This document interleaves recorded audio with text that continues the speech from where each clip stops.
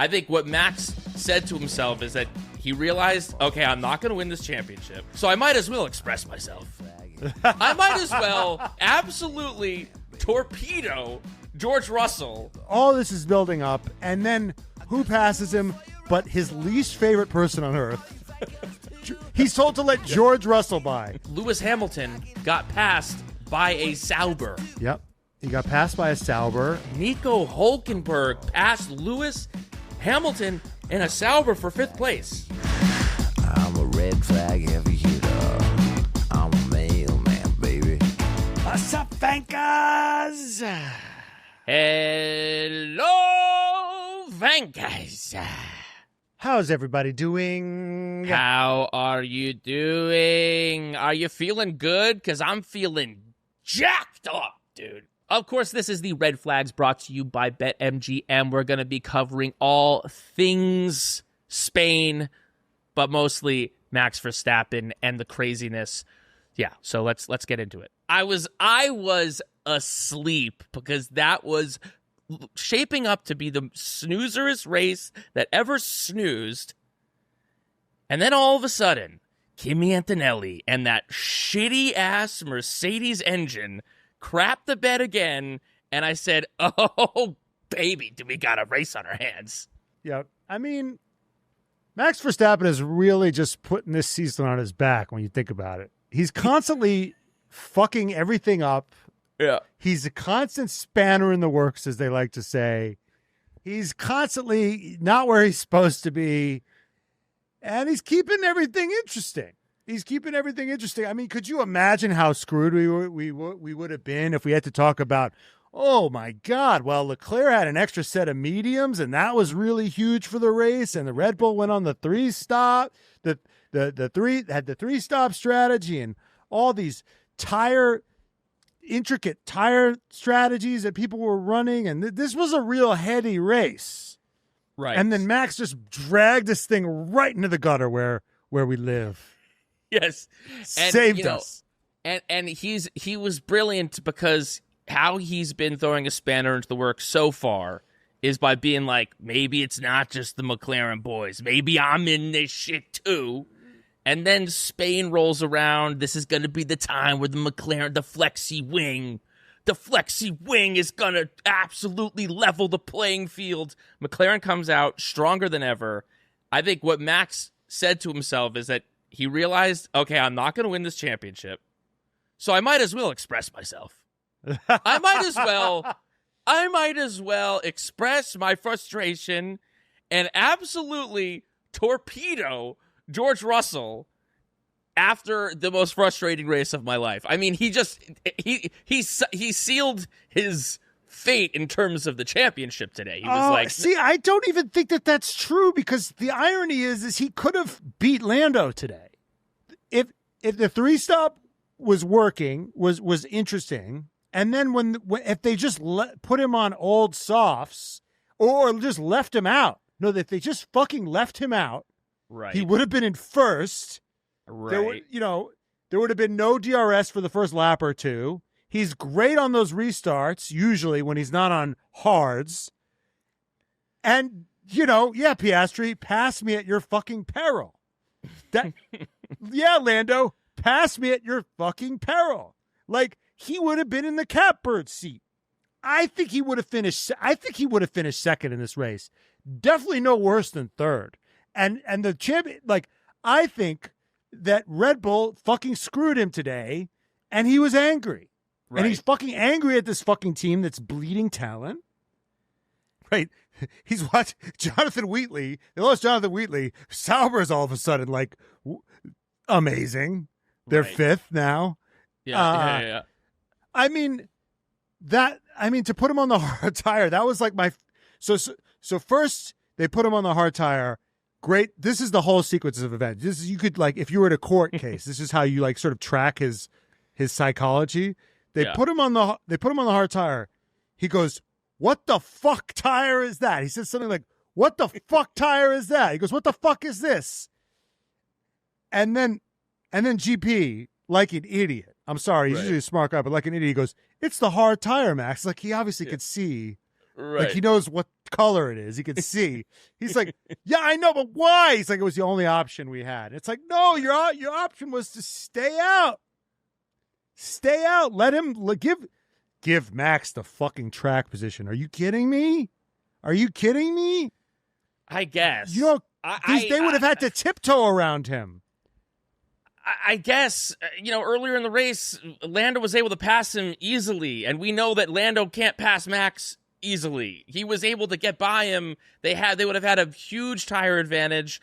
It would have been, what was it, 6 or 7 laps? I think he still finishes third, but I think he finishes maybe third, maybe fourth if because Leclerc had pace too.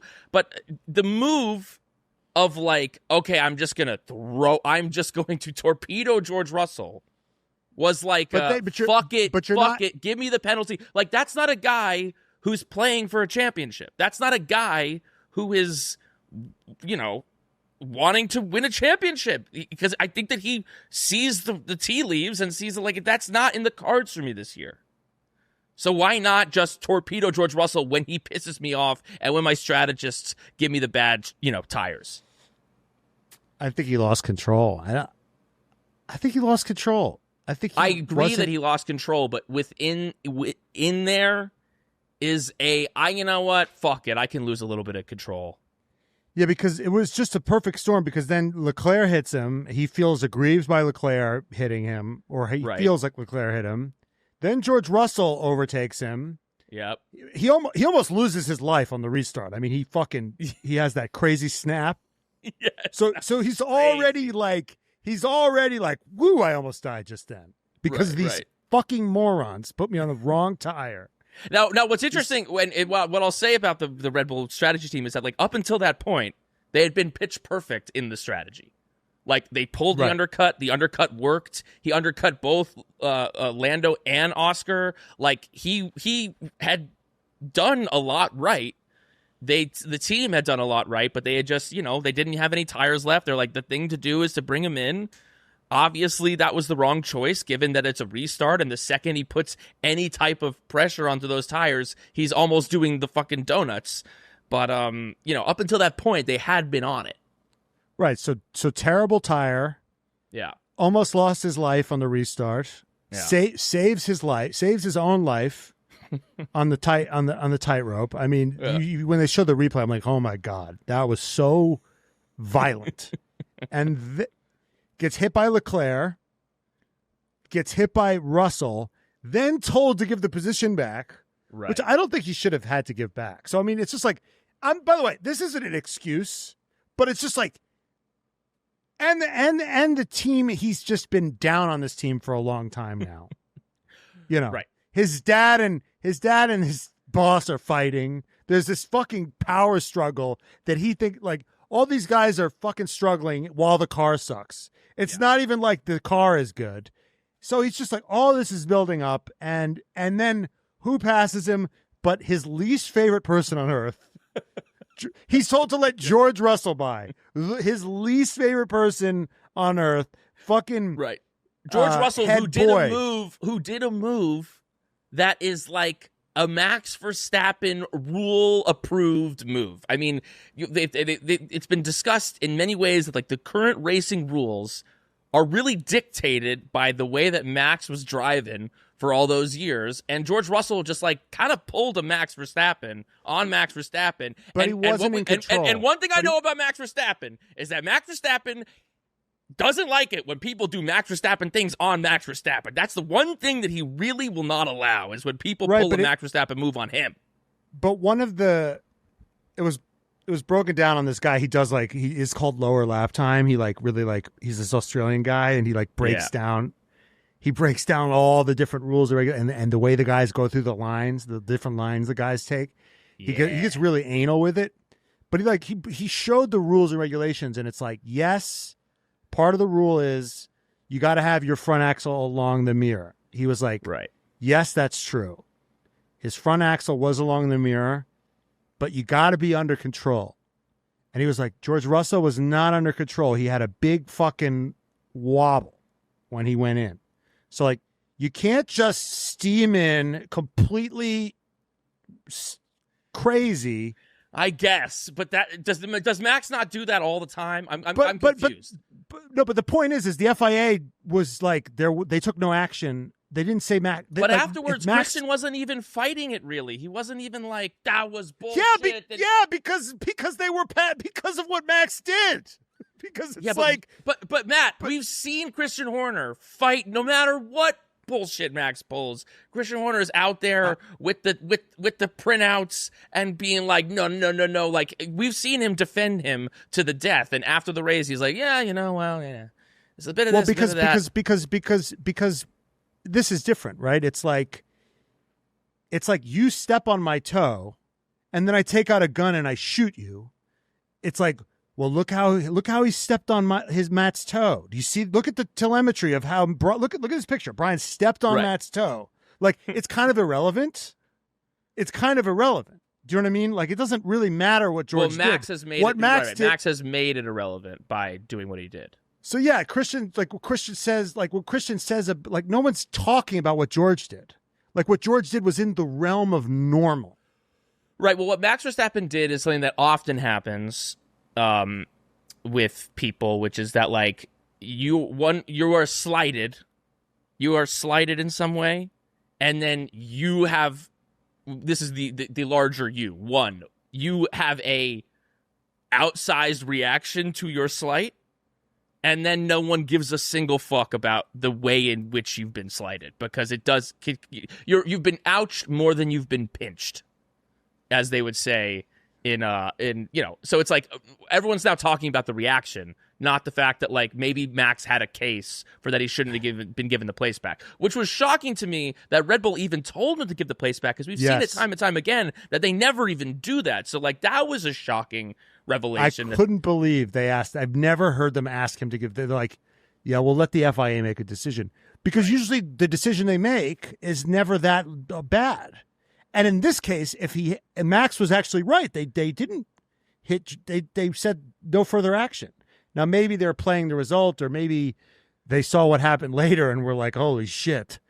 Like, would be a bad look if we. I don't know what the FIA. Well, I think when you give the place back, they're kind of like, that's the way of doing it, being like, just don't even try the case. That's they drop it when you do that. So. Right, but I was shocked that they did that. That they told him to give it back. They're usually like, I'll see you in fucking court. Like, you guys want to settle this, or do you want to go to, like, we'll take it to court. Thank you. Yeah. Right. We'll see you in court. So yeah, I was shocked. But what I love about this so much, and I think, by the way, obviously what he did was wrong. It's unsporting, it's this, it's that, it's all these things. But there's so many layers to it, because there's been so many dialogue. How many times are we going to do this with Max, where it's like, he's learned he's grown up, he's a champion now. Yeah. He doesn't do this anymore. There was that narrative. Remember when he was winning by 900 seconds? Yeah. And everyone was like, he's changed. I'm like, he hasn't changed. His car is just so good that he doesn't have to behave like an asshole anymore. Right? He's a father. He's a father. Well, that was. Thank you so much. He's like, he's a father now. He's a father now. It's gonna. You guys don't understand the magic of paternity. Remember they asked Fernando Alonso. They were like, "Do you think that Max will drive any differently now that he's a father?" And Alonso just laughed and went, "No." He'll drive it exactly the same. Well, it's interesting because, like, a lot of people talk about how having a kid changes you. Right. And I think having a kid will change him, just not on track. Like, it's just. For sure. It's just you revert back to your base self. I think it just doesn't apply to certain parts of Europe, that mentality. France, totally. Italy, totally. America, of course. I'm weeping. My entire life is different now that I have a child. They asked Nikola Jokic. They said, has being a father taught you anything about playing the game of basketball? When he won his championship after he became have you learned anything on the court about your new life off the court? And he just, like, made a confused face and went, no. No. Next question. My baby sucks at basketball. Yeah. I mean, even if you don't actually feel that as like an American or as someone who is more just like, it's about the emotion. Like, what do you want from me in this moment? Like, yes, let me answer you and let me make up some bullshit, even if it's not true. Other places in the world, they will do that, but not these certain pockets of Europe. Well, they're just less sentimental. Exactly. Vankas, this episode is brought to you by BetMGM. Come see what's new at BetMGM. Score bigger when you win with boost tokens, odd boost tokens, and more. Even if your bet doesn't hit, we've got you covered with no sweat tokens. Sign up with BetMGM today and you'll have access to countless betting options, including new look, same game parlays, teasers, live bets, and so much more. Take advantage of these offerings and be sure to use the bonus code DADDY when signing up to receive up to $1,500 in bonus bets if your first bet loses. This is an exciting season. Oscar Piastri, Lando Norris, who's going to finish? Who's going to win each race? Where's Yuki Tsunoda going to wind up? You can bet on all this with BetMGM, so do it today. Use the bonus code DADDY when signing up, and again, receive up to $1,500 in bonus bets if your first bet loses. See you out there, Vegas. Gambling problem? Call 1-800-GAMBLER. Available in the U.S. Call 877-8-HOPE-NY or text HOPE-NY 467-369 for New York. Call 1-800-327-5050 for Massachusetts. 21 and over only. Please gamble responsibly. Call 1-800-NEXT-STEP for Arizona. 1-800-BETS-OFF for Iowa. 1-800-981-0023 for Puerto Rico. First bet offer for new customers only. Subject to eligibility requirements. Bonus bets are non-withdrawable. In partnership with Kansas Crossing Casino and Hotel. See BetMGM.com for terms. U.S. promotional offers not available in New York, Nevada, Ontario, or Puerto Rico. The Dutch are Max not. The Dutch are not sentimental. The Belgians are not sentimental. You know, my girlfriend's family is Belgian, and they're just like, marry someone with money. Yeah, do it. Find someone with money. Marry someone with money. Money is all that matters. Right. Because Austin Powers, I like gold. Like they're very like brass tacks people in general. Yeah. So, yeah, I mean, I'm just loving all the backpedaling everyone's having to constantly do because they just they want him to be something that he's just not. He's just not. He's just not ever going to change. He's not ever going to change. This is who he is. Right. I mean, by the way, I think it's interesting. Do you have to, this is something I was thinking about. Do you have to take this with the good? Like, is this part of the package? Like, if you want a guy that's this competitive, if you want a guy that's this fast and committed, yes, is this just baked in? Are you going to occasionally get a guy that's going to like completely tank his race because he completely loses control? And you know what I mean? Like in Monza, like, or you're just going to completely because like where people argue like Lando doesn't have a killer instinct. People argue that, and he's not aggressive enough, and he's too passive, and right. That costs him points, right? Yes. But then you have the flip side of that: a guy who cares too much, who gets too crazy, right? That also, you're too tilt. You drive on tilt. What's interesting is Max. You could put Max in the back. You could give him an engine penalty. You could you could stack adversity on him, and he won't he won't be shaken, right? But like, you can actually rattle him. If you're George Russell and you're just around doing things, he gets rattled because he doesn't like George Russell, and he doesn't like, and it's obviously traumatizing for him to be passed like that and be manhandled like that on track, to not be in control and to feel out of control. And he had to assert some fucking control. And we'll it's see. interesting. I mean, Do you think that it's necessary? Well, we'll see. There is a world. Let's go off of maybe a little bit your mentality, which is that Max is still very much in this championship. There's a world where he threw that championship away today, potentially. I personally think that on a big part of this frustration is the larger understanding. Fuck, these McLarens are fast. We thought maybe in Spain we'd have them. They were 1-2 in qualifying. Like, even with my great strategy, I probably was still going to get third today, doing everything right. Fuck this. And then on top of it, you fuck up the final piece of the puzzle, and now Charles Leclerc and George Russell's my two,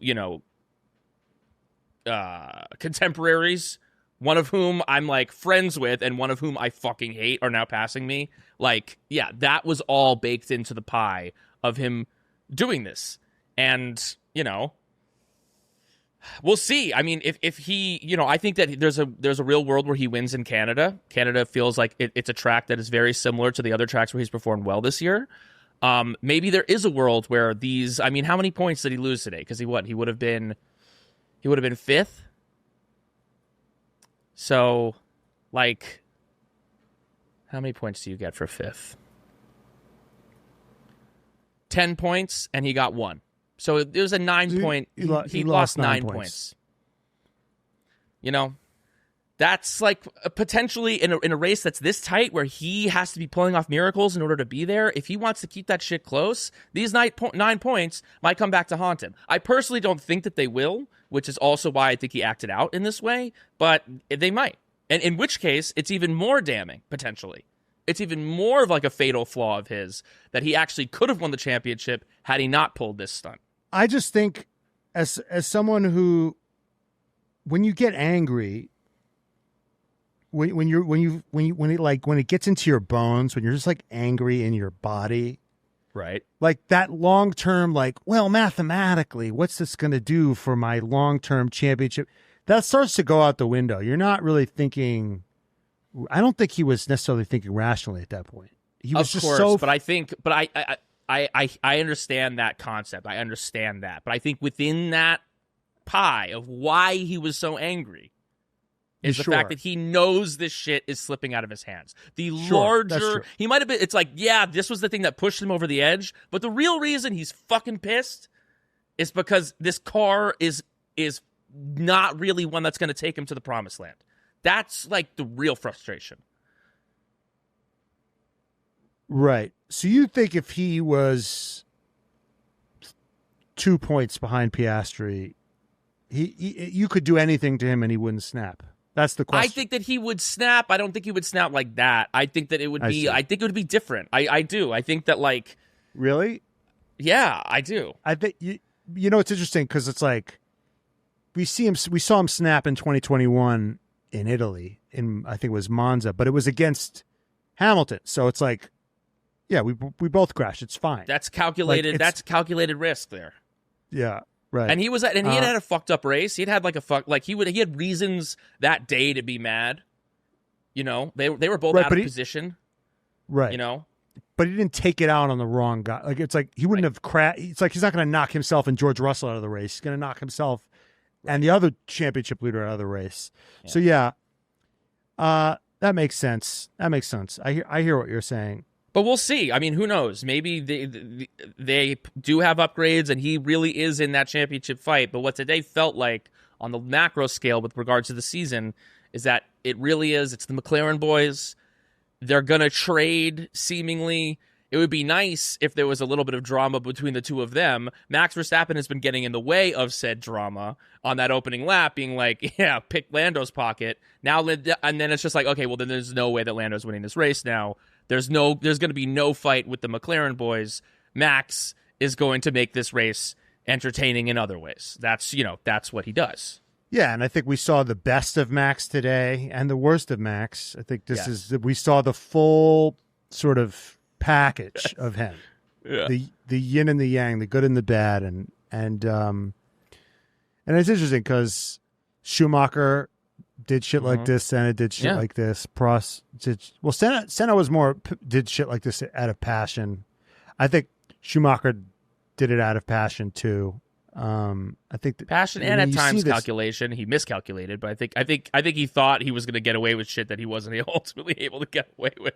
Well, Schumacher straight up just rammed people on purpose. Yeah. Which is what Max did today. I mean, that's what Max did today. Well, but at least Schumacher did it to like win the championship. Like Max was just fucking pissed off. No, he was just pissed off because it's again George Russell. As that was happening though, as like Max was on the hards, he's the rear end snapping on the straight, like he's a sitting duck right now. And then it's Leclerc and George passing him. It was kind of like when, the bullies, the guy who's always bullied you is finally weak, and then they're both just like, yeah, fuck you, fuck you, fuck you. Like, you know what I mean? Like, I feel like it was probably so cathartic for Charles and George to be like, yeah, I'm faster than you now for once. Fuck you, Max. Like, you know what I mean?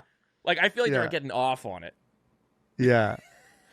That must have been so enjoyable for them. Even, honestly, even George after the race, because I always expected George to come in, like, fucking hot and on some, like, we saw him after, what was the thing that kind of, like, popped off that made George go after Max? They had some incident, and then they were in the steward's room.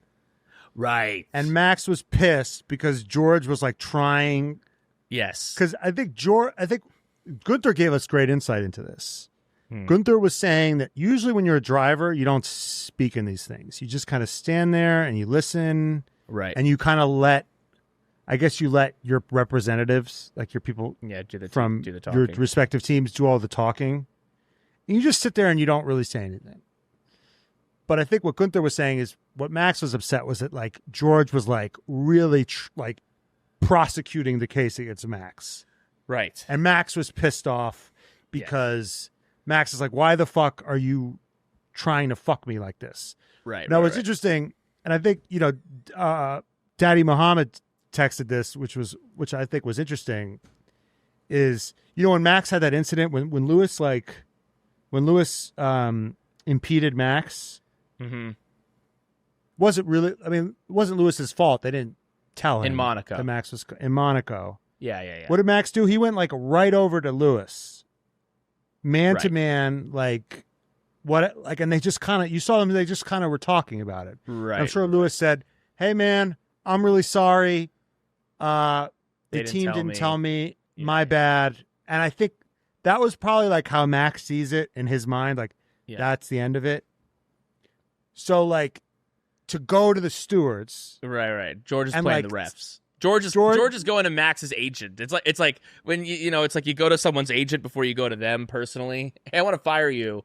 Don't, you go to their representative. They go to their boss. It's like, just talk to me. Right. Or just, like, going above their head, or, like, trying to, like, rat them out. I mean, I think Max rats during the race, but, like, to go to the I guess he's got his own, like, weird things in his head, like, to snitch on somebody, like, on the radio is fine, but, like, go to the stewards and try to rat them out. That's not I don't really understand how his mind works all the time, but, Yeah, well, Max has, like, his own kind of code. He's Larry David. He's got his own code. And right? he kind of expects everyone else to live by his code. And then when they don't, he gets pissed off, which is why it is kind of ironic sometimes when people do pull Max Verstappen-esque moves on Max, and then he's pissed off about it. That's, like, the one piece of him that kind of actually isn't in line. When someone pulls a Max move on Max, he doesn't like it in a way that feels a little bit like that. In so many other ways of his life, he's not hypocritical. That's the one way I feel like he is kind of hypocrite. Well, David Coulthard, like, he got into a disagreement with Michael Schumacher. Yeah. We had him on the pod, and he said, yes. and I actually did this with my parents once. I've done this with my parents a couple times when I was a kid. We get into a fight. Well, but anyway, I'll just tell the DC because no one cares about me and my parents. But my DC would, like, got into a fight with Michael, and Michael, like, Schumacher wouldn't give in, and then DC was like, "Okay, you won't admit that you're wrong about this, but do you think you've ever been wrong about anything?" Right. And Schumacher was like, "Not that I could remember, no."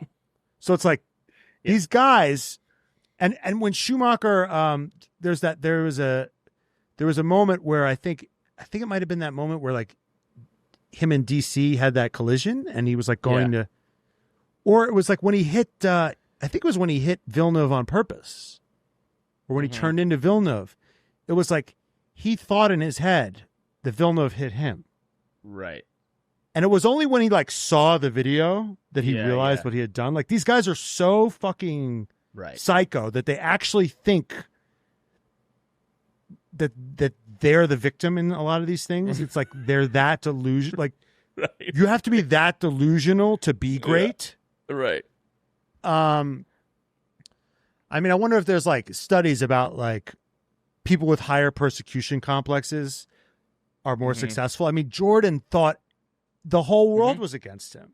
Right. You know, look, just guys, YouTube like Jordan's Hall of Fame speech. Right. This is the most bitter man, you know, talking about like guys who made the freshman basketball team over him. I think he might have even invited the guy that made the team over him, like to the Hall of Fame ceremony. I mean, these guys are really like victims. They'll use anything. They'll use whatever. They'll use whatever they can. It doesn't matter if he's a father. It doesn't matter if he's got 1 championship, 2 championships, 3. It's never going to be he's like, it's just always war. It's always like full tilt, killer be killed. I mean, that's like, you know, uncut gems. This guy's got like all the money. Like he's got a beautiful wife, beautiful family, a nice house, but he's just always like pushing it. Craving that next hit. I wonder, and then we'll get off of this. We'll start talking about the race a little bit, but you know, Max is the story, and us delving into him is the story. I wonder what Max will be like after he retires, because he always talks about retiring, and it seems like he's really excited for it, because a part of me wants to think, now maybe I'm being naive in the same way that people think that, like, you know, Max has changed, like, look, he's not doing this, he's not doing that. Maybe I'm being naive, but I kind of feel like part of the reason why he talks about retirement and talks about retiring early and not driving till he's 40, not doing the Alonso thing, is maybe because he's like, at some point, maybe I can turn this switch off, because while I'm doing it, this switch is on all the time and it's always war. And maybe at some point, like, I just like am ready to turn that off, get fat, and enjoy my life. That's what at least he says. Now, whether he'll actually be able to do that, like, there's plenty of people that, like, they retire. Tom Brady retired. I'm with Giselle. I'm so rich. The world's my oyster. Yeah. He retires, and then he's like, I gotta go back to the NFL. Marriage falls apart. Now he's, you know, it's like these guys sometimes think that they're capable of life outside, that they're not. Maybe that will happen with Max, but Aaron Rodgers, really Brett Favre. Fascinating to see what he does. I think it'll be really fascinating to see how he handles retirement. I mean, if you read the history of a lot of these drivers, half of them like half of them die in like motor accidents outside of, because they can't stop, you know? Yeah. It really is. I mean, that's why. I mean, one of the reasons we love this sport is like the psychology of these guys. Mm-hmm. I mean, Jordan, right? Jordan is fucking gamble. Like, he still gambles. He's still bitter about games he lost. He's like considered the greatest, and he's still like, still mad. He's still mad about a lot of shit. Yeah. This episode was brought to you by Peloti. Peloti was born from a passion for motorsport with roots in designing performance driving shoes for professional racers. Their footwear with the roll control heel technology offering unmatched comfort and pedal feel, all while keeping you stylish. Just like a well-balanced race car, Peloti shoes blend form and function. Track tested, street approved. We the Red Flags love our Pelotis. I was rocking them all throughout Miami. Every race I'll be at this year, you'll probably see me in my Pelotis. And every time I go to a karting track and every time I drive a car, I'm always made sure to bring my Pelotis. I got one right here. They're fresh to death. They got the little Italian flag embroidered in there. And yeah, you get a real sense for the pedal while you're driving them. It's soft enough that you can feel it, but still sturdy enough that you can wear it every day. That's what Peloti does different than everyone else. With performance on and off track, their shoes are designed for all-day comfort and automotive-inspired style. From the shift driving shoe to the Icona lifestyle sneaker, they got something for the diehard racer and the casual enthusiast alike. And you can go to peloti.com/discount/redflags and use code REDFLAGS for an extra 15% off your order. Do it now. All right. Yeah. So Oscar Piastri won the race. Yeah. He won the race. Yep. Dominant weekend from him. Dominant weekend. Put 0.2 on Lando in qualifying, which was solid. I I was so struck by the radio message in the beginning of the race where he's like, "So tell me about my practice start," and they said some technical stuff to him. Did you hear that when they were like, "You were 1% slow on this," and I was like, so he was like really fucking like dialed in on the start, and he had that was a fucking amazing start.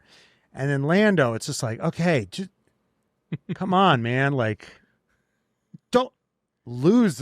It's just like none of these guys can outstart Max. It's just like he's so good, but honestly, they got to do something about this dirty air thing because like I think if Lando had gotten a clean, I don't really think there's much clean air is that clean air is just such an advantage. Yeah.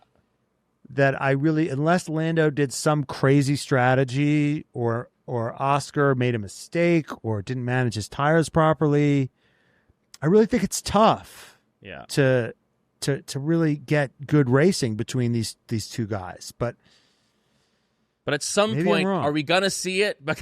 Because they keep getting like 1-2s or 1-3s, but like we still have not seen them race. Like we still haven't. That still hasn't happened, and I need it to, because that is the way that this season is going to be good. Is that these boys actually race, and right now it's Max Verstappen getting in the way of that. But I was hoping for a little bit more fireworks between the two of them today. Wasn't meant to be, but at least you got fireworks. Oh no! Listen, this was an amazing race. I'm definitely not complaining about this race. I was before that safety car. I was like, what a fucking snoozer. What are we going to talk about on the podcast? Because this is brutal. But there's so much, dude. There's so much to talk about, even beyond Lando and Oscar. I mean, Lewis Hamilton got passed by a Sauber. Yep, he got passed by a Sauber.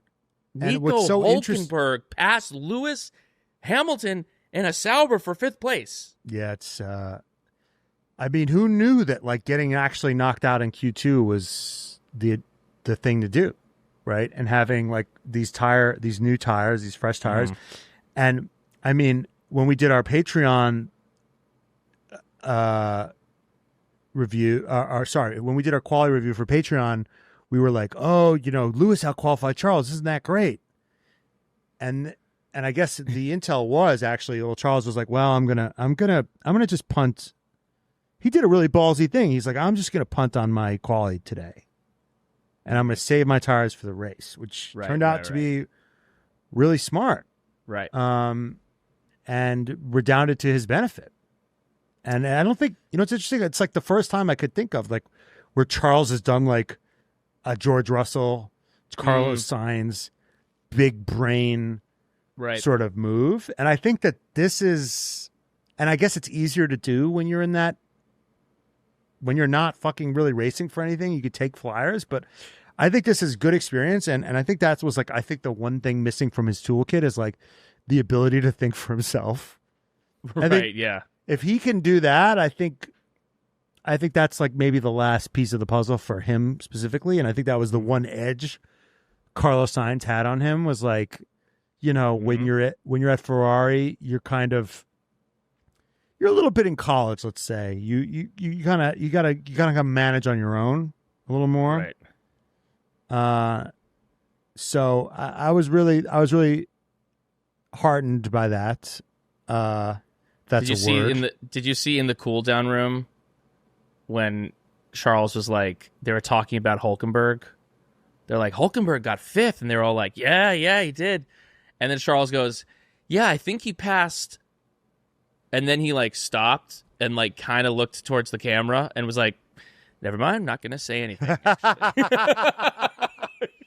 Because what he wanted to say, yeah, I think he passed Lewis actually, but then he was just like, let's not bring that up. Let's not bring that up on the television broadcast. That was one of the best cool down rooms in the entire that I've ever seen, because you're just waiting, like, show them the Max thing. Yes, show it. You're just dying for them to watch it because they haven't seen it. And Right. and we got Julian Palmer and Terry Crews. Like, I think Julian Palmer was like, "Did you see the incident?" And they were like, "What?" They hadn't seen it. Right. Yeah. So how are none they of supposed them to know? knew. Even they don't know. They were like, "Max got." It's like, and I think one of them said, "Yeah, Max got a 10-second penalty for what? I don't know. Maybe we'll see." I'm like, "Oh baby, Yeah, oh baby." yeah, I'm sitting there. I'm rubbing my hands. I'm like, "God damn it, get rid of all this shit. Just show it." And they were like, "Oh, did they touch there? No." And then they see it, and then they're all just fucking silent. Yeah. And I gotta give it to I gotta give it to like none of them have the social skills or the wherewithal. None of them know what to say. Yes. And I gotta say, like, you know, I'm not the biggest Lando fan, but like I mean, god damn it. The guy knew what to say in that moment to keep things interesting. He said, "Oh, I do that." He said something to the effect like, "I do that all the time. I've done that before." He said, "I've done that before in Mario Kart." He gave it a pause. It was a pregnant pause. It was like, It was a pregnant pause. I've done that before. They're all like, in Mario Kart. But I mean, and you know, even Nico Rosberg, who is, you know, he loves to point out Lando's flaws. He loves to, you know, get into the psychology of Lando Norris. He was like, that's the line of the day, isn't it? I mean, that's really that's the line of the weekend. You got to give it to him. The guy got spanked all weekend, you know, losing the championship to his younger, less experienced teammate. But just have the fucking swag and the presence of mind, because I would have just been pissed off. I would have had no wit. I would have had no witty comeback. Right. You know, I would have just been like, "Oh man, I wish he had hit him harder." Fucking, you know, fuck George. Fucking bitch. But no, he just, and none of them knew what to say. You know, Piastri, he's the one who won. He should be the one with the fucking, he's the one who's feeling himself. We should be making the jokes. Sort of, He's the one that should be cutting the tension. That's not what he does, dude. Terry Crews after the race was like, "I was more excited than Piastri. I mean, that guy is crazy." He does. He's you know, he's a one mode king. Yeah. Speaking of the Piastri, speaking of Piastri, one of my favorite moments of the day was, you know, all these people that are visitors and family, you know, they all look, you know, runway ready. Yeah. They'll look ready for the runway, right? Cut to Edie Piastri. Yeah. Oscar's sister. She looked like she just came from a fucking campus protest. Yeah. I mean, she looked like she had just finished selling like tea tree oil. Yeah. At the back of a fucking farmer's market. Okay. I mean, she had some kind of the studs on her teeth.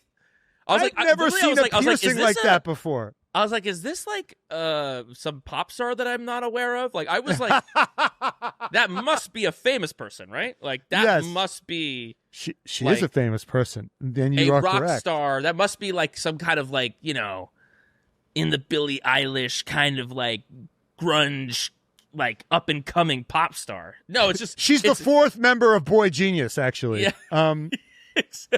Exactly. She's too cool for Boy Genius. She's gone solo. Yeah. I love the dynamic of like, it is so funny when you meet certain people and then you hear about their siblings and you're like, what? Or you meet their siblings and you're like, wow, how are you two cut from the same cloth? How did you two grow up in the same house together? That's the feeling I had watching the two of them. It's like Oscar, who's like the most straight-laced, like, you know, just me, do my job, do my thing now. And then this, you know, his sister who's so expressive and, you know, has this just like vibe to her and swag to her. I'm like, wow. Yeah, Oscar's just like polo and skinny jeans. Right. Team kid and skinny jeans. And she's like studs in her teeth. I was like, who is that? Oh my God, it's Oscar's sister? That's crazy. Yeah. We have a friend, a friend of a friend. Daddy. You know, of you know, Daddy. Oh, yeah, Daddy, of course. Not daddy of the pod, but we have a friend who calls himself daddy. His frat name was Daddy, and he is like the most like straight-laced, and actually in certain ways kind of Oscar Piastri vibes. He called himself Daddy, but he in a lot of ways is very similar to Oscar Piastri. He's very like analytical and just straight-laced and kind of just like does his thing and kind of like, you know.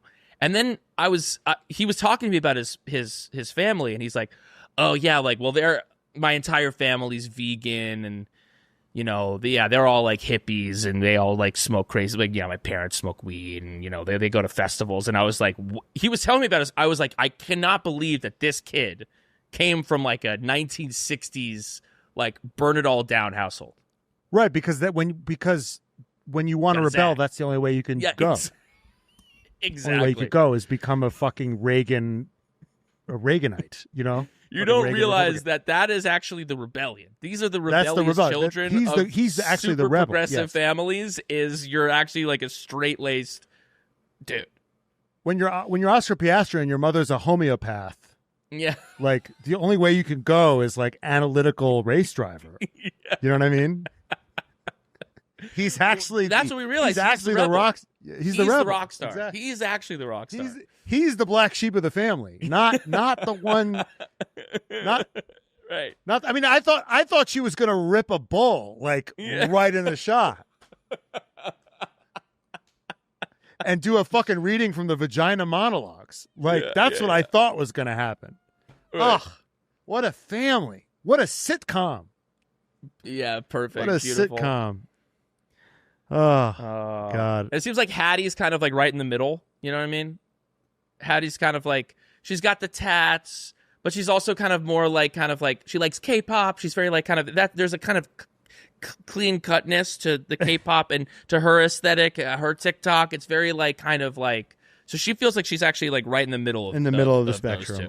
Yeah. This episode is brought to you by True Classic. At True Classic, the mission goes beyond fit and fabric. It's about helping guys show up with confidence and purpose. Their gear just fits right, feels amazing, and is priced so guys everywhere can step into confidence without stepping out of their budget. I love my True Classic tees. You can wear them to the gym. You can wear them on a date. You can wear them anywhere. They're versatile. They fit great. They make your arms look bigger than they actually are, which you know we're always trying to do. They get my shoulders looking broad and my waist looking snatched. True Classic make great clothing for every occasion. I've been wearing True Classic for a while now, and you can feel the difference the moment you throw one on. Tailored where you want to feel it, relax where you need it. No bunching, no stiff fabric, no BS, just clean, effortless fit that actually works in real life. And it's not overpriced. Ditch the overpriced BS. Ditch the disposable fast fashion. True Classic is built for comfort, built to last, and built to give back. And you can grab them at Target, Costco, or head to trueclassic.com/redflags and get hooked up today. Yeah, I mean that was my favorite cutaway of the day. Yeah. But I was like, God damn it, is that who I think that? Yeah, oh my God. But yeah, but I just want to say, I know we haven't talked that much about the race, but I saw Lando's parents in the paddock again. Yeah. I saw Lando's parents there. I don't know about you guys, but I wouldn't want my parents in the garage all the time. Yeah. Come to a couple. Come to a couple. Don't come to all. God damn it, 2 fucking races in a row. I mean, Jesus Christ. I mean, Brian. I mean, I know you wouldn't want Glenn there every race. Jesus Christ. No. It's let me do my job. It's like I'm at work. I'm literally at work.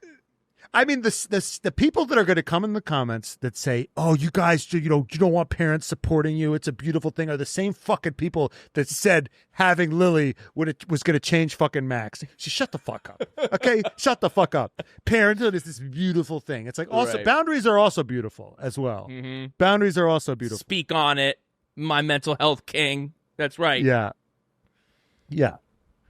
Jenny's saying, would your parents be in the operating room while you were doing surgery as a doctor? Like, no. Right, yeah. If you're perfect analogy. I'm a surgeon. I'm doing brain surgery. And my mother's there? No. My dad's standing there with his arms crossed? No. Let me do my job. They could be at the race, by the way, but just not in the garage where I pull in and I gotta. I'll see you after.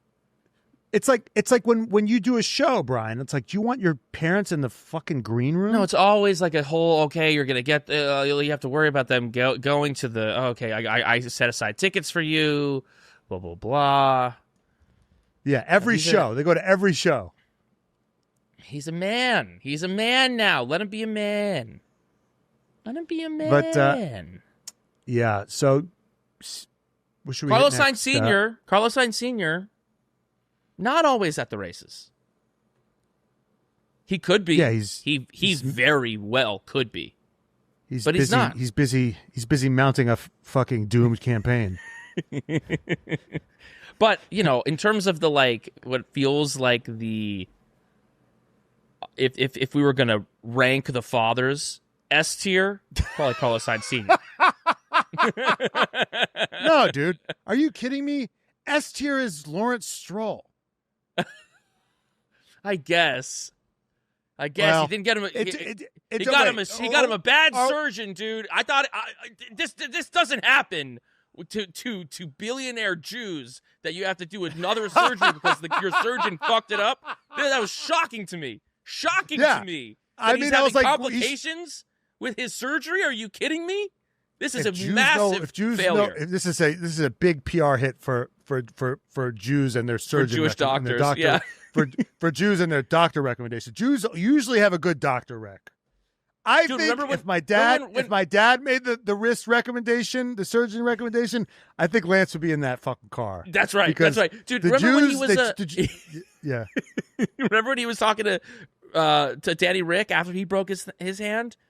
And he was like, I'll give you my guy. I got you the guy. Dude, Daniel Ricciardo's Daniel Ricciardo's probably watching that. He's like, wait, what the fuck? Am I gonna have to go get this shit fixed? What's happening? Dude, my dad, I tore my shoulder playing baseball, and my dad's like, I got a surgeon for you. The guy operated on my shoulder. Like, fast forward 10 years, he doesn't even operate on real people anymore. He doesn't even operate on normal people anymore. It's just right Yankees. It's just Aaron Judge. That's only those level people. That's you would. Yeah, think. I was really shocked. Now there is a rumor. It emerged that Sunday morning, Stroll lost his temper in the garage after being knocked out at the end of Q2. Word was going around in the paddock that Stroll had broken a few things in the garage, sworn at team members, etc. The team spokesperson just said that Lance was upset, and they said that the injury and this outburst were not related. So maybe the reality is he threw something and maybe broke something. So maybe that's in there. Well, in which case the recommendation is still intact. So I'm almost hoping that that's the case. Well, terrible PR for the doctor that did it. It's like, right. It's like Lindsay's doctor is fucking killing it right now. Lance's doctor is struggling. Although Lindsay came out and said she's squeezing lemon on her face or whatever, and that's why she looks so. Yeah, refreshed. well, whoever Kris Jenner's doctor is having a good week. Let's say that he's having a good. No, but he's gonna be booked out. But it's interesting. It's interesting that he broke his wrists.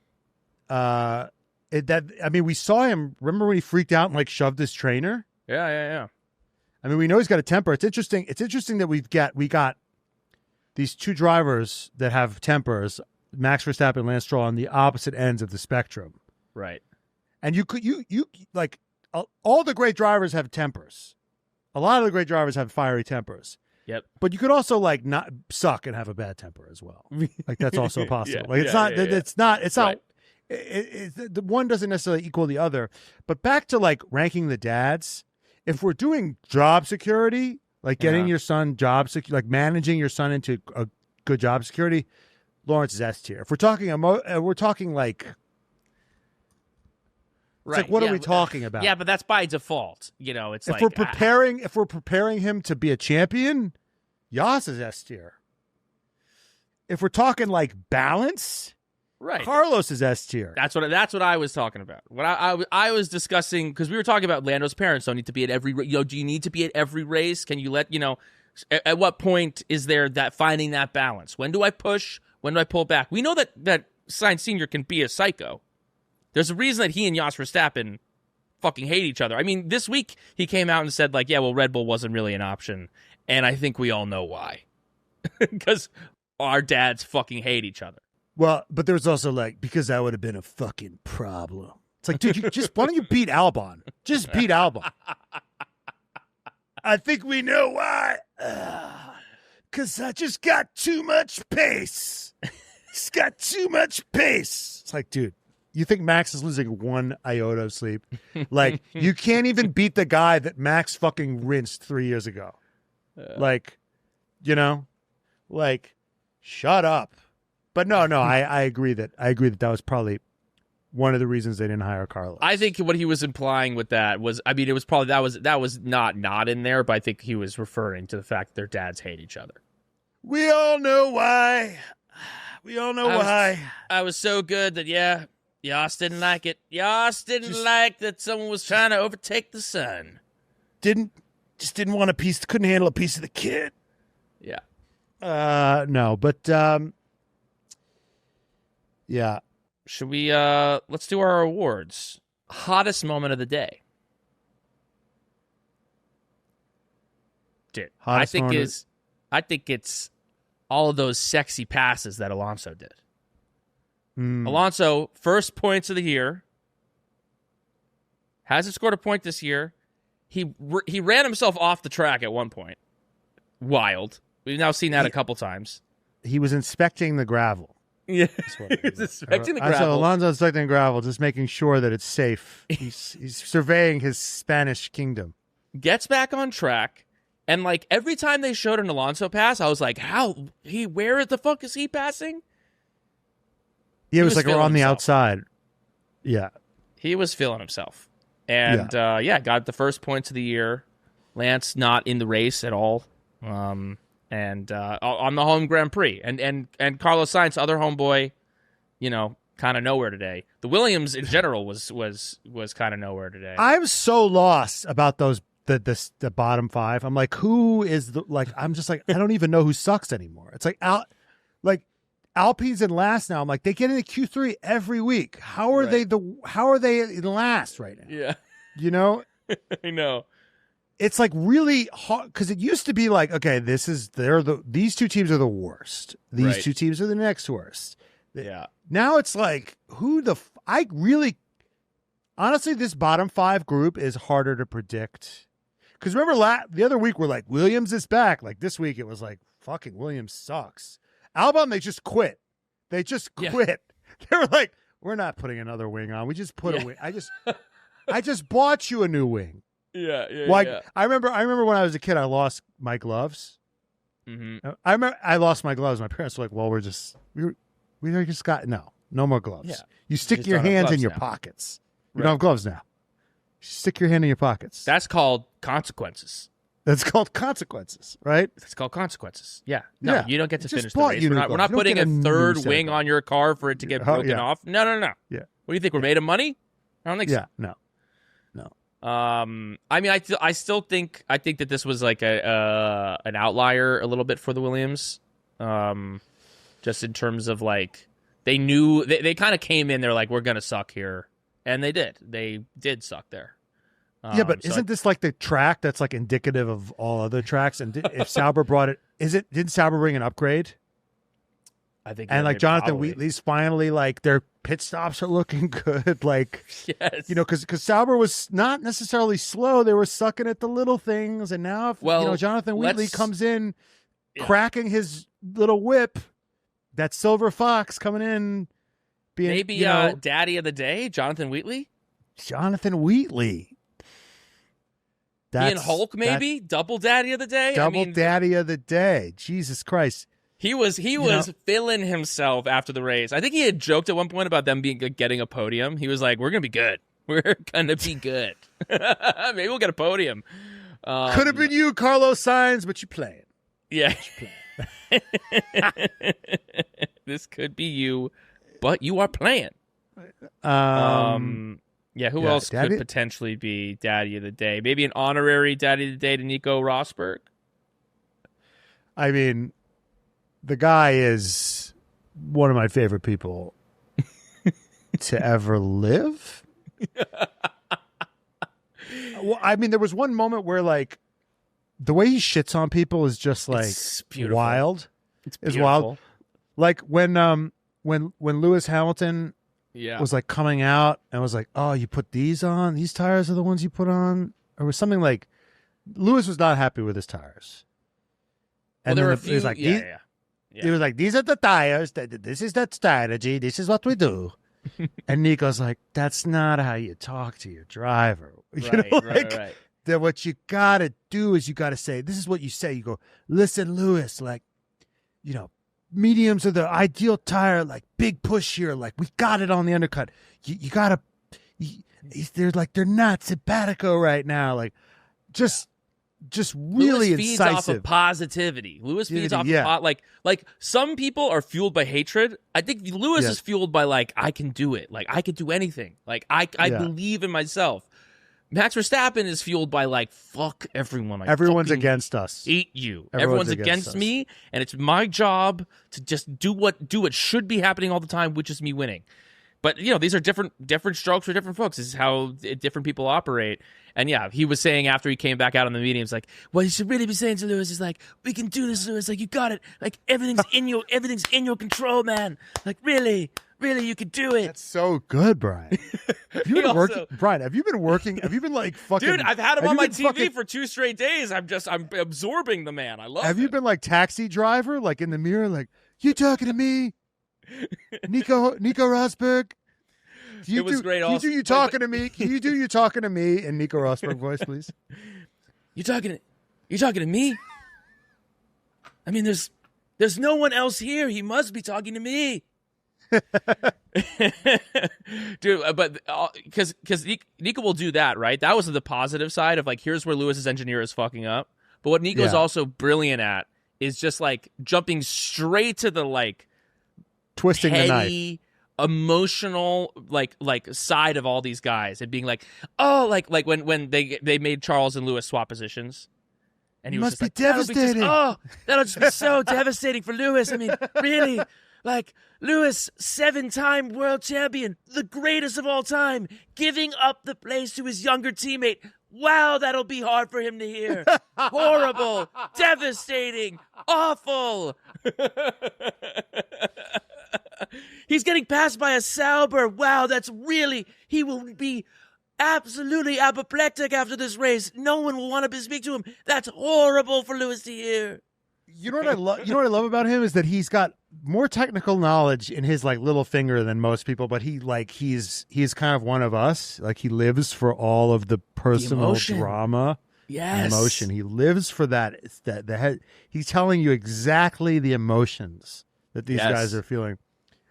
But like you could go on his YouTube channel, he'll like take you through a fucking lap and get really technical and all that stuff. Totally. There's also these like brutal silences where I think Crofty wanted him to say things. Dude, he would hand shit off to him and he just wouldn't talk. He'd be like, anyway, so sometimes, you know, these corners can be good to overtake. Nah, and then it'd just be like nothing. Just silence. Why don't you take us through this lap? Well, anyway. Take us through the lap, Nico. Just nothing. Just silence. You know, sometimes things can feel too polished. You feel like you're like watching like live theater with like real theater with him. Well, you feel like you're watching in a way like community theater because people are like forgetting their lines and shit. But then you see these moments of like true honesty and brilliance as well. You know what I mean? Yes. Sometimes you see people that are well rehearsed enough. You're like, okay, like I recognize that you're talented at what you do. But sometimes you see someone who like going to see a bad improv show. It's horrible, but it's fascinating. It's fascinating to watch people like. You want to see honest human behavior? Go to a amateur improv show, and you'll be cringed out, but you'll be like, "Wow, something." I don't think he's really bad. happening. I just think he's like no, he's not bad, but I think he's great at what he does. But there are just certain like broadcaster things that he just doesn't fuck with and that he just doesn't do. Whereas like Crofty and Brundle, they're just like they ping pong. They're just like they pick each other up. And they and they also feel a need to fill the space. He doesn't feel the need to fill the space. Yeah. He's perfectly fine just letting you watch these guys motor around in silence. Yeah. He feels no need. Yeah. To there's no anxiety around like, oh boy, nobody's talking. I better say something, anything. He's like, no, I got nothing to say about this. You know. Right. But yeah, he was amazing. He was. I wrote Nico salivating at Lewis being waved at Leclerc being waved past. Yeah, he was loving salivating it. Love it. I feel so devastated for Lewis right now. Really. I just feel horrible for him that his younger teammate is passing him. How horrible is that? I feel terrible for Lewis. I swear to God. Well, he had to be the number 2 driver to Lewis, so he's kind of like jerking it to this. I know. The lady doth protest too much. He's like, finally. Horrible. What a devastating turn of events this is. Yeah. He loves it. Karen of the day. Well, it's obviously Max Verstappen. Yeah. I mean, it's not even. All these Max fans are in the comments being like, it's Russell. Russell's Karen. I swear to God. Someone said, Russell, in parentheses, I'm a Max fan. At least you're honest. Dude, I was watching the post-race show on YouTube, and you got the live chat. Yeah. And like the Max fans are just like, fuck that, Max forever. Just fuck you guys. Like people who ride today was just like people who ride so hard for him were just like, fuck you. I don't care that he torpedoed him. Max forever. I don't get it. I don't get the dissonance because these people are feeling like, are they feeling dissonance because they know that crashing into people is wrong, but they love Max? Yeah. Because like, why can't they just say there's 2 ways to go about this? Like, what he did was wrong. I still love the way he races. I love him in spite of these things. Do you know what I mean? Nobody's perfect. Oh, that was an like. There's so many ways to like take this corner that aren't like he's innocent. He didn't do anything wrong.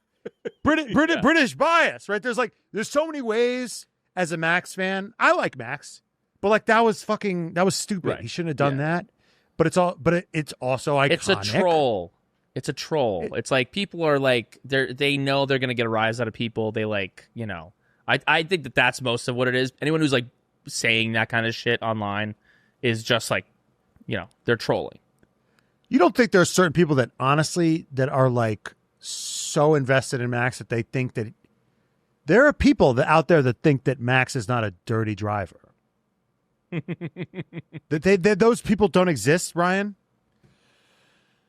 I think they do. I think, yeah. I mean, I think people get off on, like, I just defend him blindly till the end, and, like, I can find the slight, and, yeah, he shouldn't have been, you know, he shouldn't have had to get the place back, and, like, Russell did dive bomb it and had forced him off track, and, yeah, he was upset, but he's, you know, it was bullshit that he was even in that position in the first place. I would have done the same thing in Mario Kart. Right. Nice. Right. Boom, tush. I do think that most of it is trolling, but yeah, there's probably people who are deluded. Right, but we see these people, right, but we see these people like it's the same thing in politics. Like people are so like locked in. Like like your parents with Biden. They're like, "No, he's not." Yeah. He's fine. He's fine. Like it's just like it's just be like they can't. Like you could like Joe Biden and just admit like fuck, he got old, man. He's old. Right. Yeah. You know? like right. Those two things can be true, right? Yeah. Well, they like believed, do you know what I'm saying? They believed the propaganda. My parents did. Like there was enough, you know, and not their lying eyes. Exactly. Right. And they were like, "Oh, you're just on the internet. You just on the internet." Of course. Oh yeah, it made a compliment. Of course, he's gonna look bad if if you just do that. But did you see? Did you see the State of the Union? He was sharp, baby. He was sharp. Let me tell you that much. But it's like anyone. It's like, yeah, they when the thing you're describing is they have good days and bad days. They should not be, Good days and bad days is not what you're. Well, Max has good days and bad. Days. Max has good days and bad days. He does. And today was both. Today was both. Today was both. Today was the. He had the State of the Union and the debate today. Yeah. Radio of the day. Oh, I mean, there were so many, but I mean, I think this one got lost. But George Russell, man, like right off the jump, he said, I don't know what he said, but I'm telling myself, he said, these cunts are moving under braking today. Yeah. He said something like that. Yeah, he swore. He did swear. He said I'm assuming he said cunts. I don't know what he said. And then Toto was like, George, concentrate. Concentrate, George. He wants to come off like he's head boy, but sometimes he'll say something like that. Totally. Well, he had a horrible start, too. Like, he lost like 3 places on the start. Yeah. And he was just pissed about that. And then was like, they're moving under braking.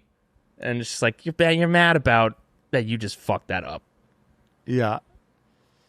You just totally botched that. I mean, Max, when he was trying to catch, when they were going through traffic, I think was he trying to catch Lando, or Lando was trying to catch him?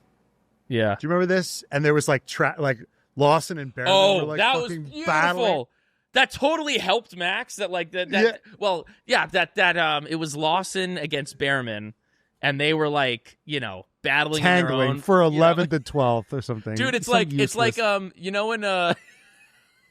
it's like in a superhero movie when like there's someone like getting in, they're having an argument, and then like Thor crashes through the building. Yeah. You know what I mean? Yeah. That was the vibe. It's like you're in a complete like. There's a real fight that's happening, and you are like so entrenched in your own little bullshit that means nothing. Well, you know what? It also, to use that super, to me, it's like in the Avengers movies, you'll see like Thor killing 50 people at once. Yeah, you see like you see the Hulk like taking 20 people and hurling them. You see Iron Man like blasting 900 people, and then you see like the Black Widow like. Yeah. Punching one person in the face, punching another person, like what, like taking Hawkeye. out one at a Hawkeye, like shooting whoopee. One person. It's like these people are so like marginal in the narrative. You are fucking like these people are Hawkeye, like making absolutely little to no difference. Captain America, like punching in face, like it's like just get out of the way. You're in the way, dude. Right. You're a liability. Anyway. Yeah. No, that was Max did like the hands, like the Italian hands at them. The fuck is wrong? Well, he did it to Behrman because in the beginning when Lawson and Behrman were fighting, and that's when Lando was passing. Was like he got caught in there, and then he was like, "Oh, geez." Yes. I listened back to Lando's radio. He didn't say anything, which was wild.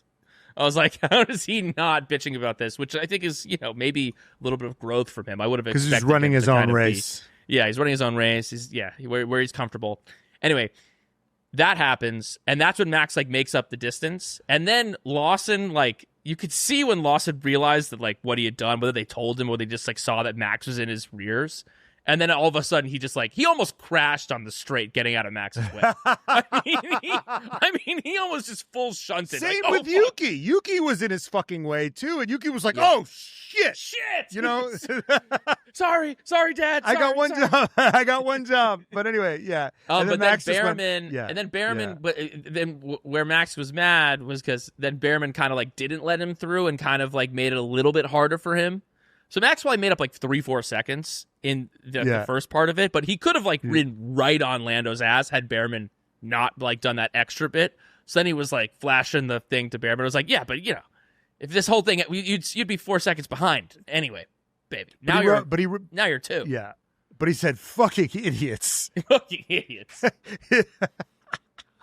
No, I mean Lawson is the new K-Mac. He is just the doesn't new give a K-Mag, fuck. dude. He's the new K-Mac. I mean, Is red he flag red- of the day is next. Obviously, Max gets red flag of the day, but Lawson's right there because every time there was an incident today, it was Liam Lawson. Yes. He's out here playing pinball. He's bumper carts. Well, he hasn't been nailing the pace, but he's gonna if you're gonna pass it, it's gonna hurt. Yeah, it's gonna hurt. True. It's gonna hurt. I'm not gonna make it easy for you. Yeah,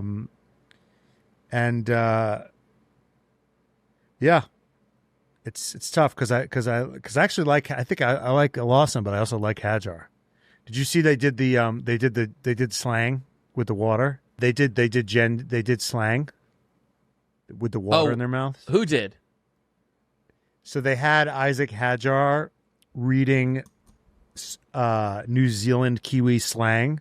Okay. Like barely English. Like you wouldn't understand it. And like Liam Lawson had water in his mouth. And it was just funny hearing a French guy like reading like very Kiwi slang. Right. And I was like, they stole it. They stole it from us. Dude, it was we knew it was going to happen. I mean, we stole it from other people, and then that was, of course, but we brought it to the Formula One kind of like we brought it to the centerfold of Formula One. Hey, you could do this too. But that's what the VCARB team. They jump on all the trends. They do the thing. They're on it. Meanwhile, Hadjar just out here, just where was he? P6, P7. Or he Seven. P7? Just solid 7th. Fighting against Gasly, they had this great, they were watching the French team was playing in, something. I don't know about fucking football, soccer, but they also played in some like celebrity match. And Gasly threw like a amazing assist to Hadjar, who kicked it in for the goal. What the fuck, dude?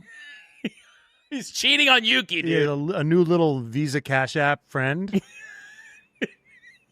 Yeah. I mean, Hadjar is the second coming of Yuki Tsunoda. He's tiny. He's adorable. He's passionate. He's fast as shit. Yeah. He's probably going to get murdered in the second seat soon. Oh, my God. Yuki. I mean, we don't really have time, so we won't really delve into it. But, yeah, it's been a bad week for... He had no grip. Bad week for... Had no grip. Had no grip. It's he's got. He said the lap was good.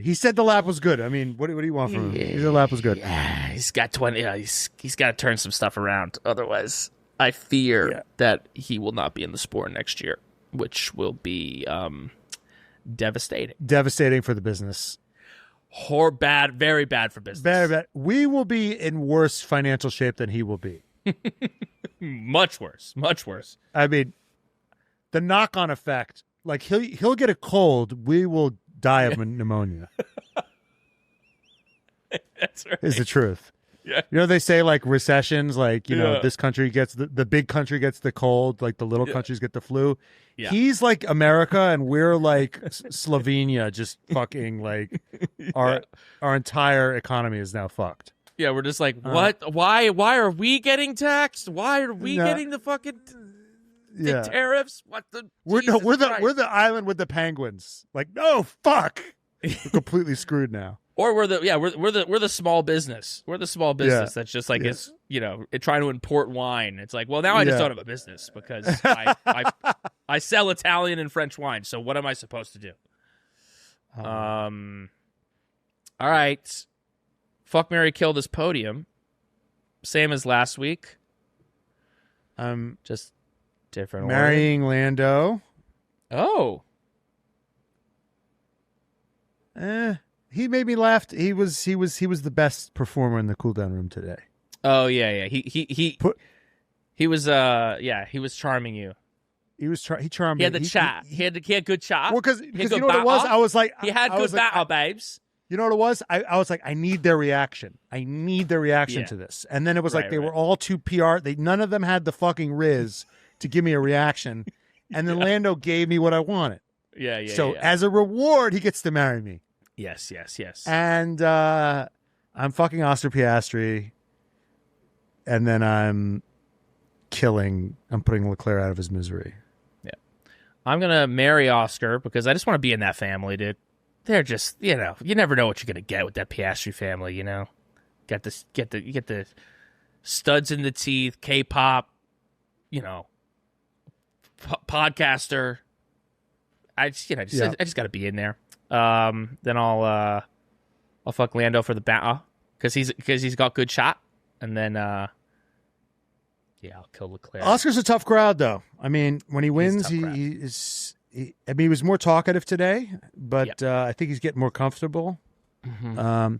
Because I was thinking, it's his 7th race win. Like, when do you start to get used to it? When does it start to be like, yep, I won? When does it stop feeling like you won the Super Bowl and start feeling like, yeah, this is what's fucking supposed to happen, bitch? That happened like the first time with Oscar. Oscar never even had the Super Bowl win. He's just been like, this is how I go about my business from day one. Right. Yeah. Canada is the next race. We can give a little early predictions. What do you think's going to happen? So you said Max likes it there? I think when I look at that track feels similar to the other tracks where Max has been successful. It has similar traits to Imola. It has similar traits to Saudi. It has similar traits to Japan. They kind of feel like similar tracks to me. So I think that the Red Bull car should be better there, unlike a Monaco, and it might rain. And it might rain. And if it rains, then that's even a whole other ball game.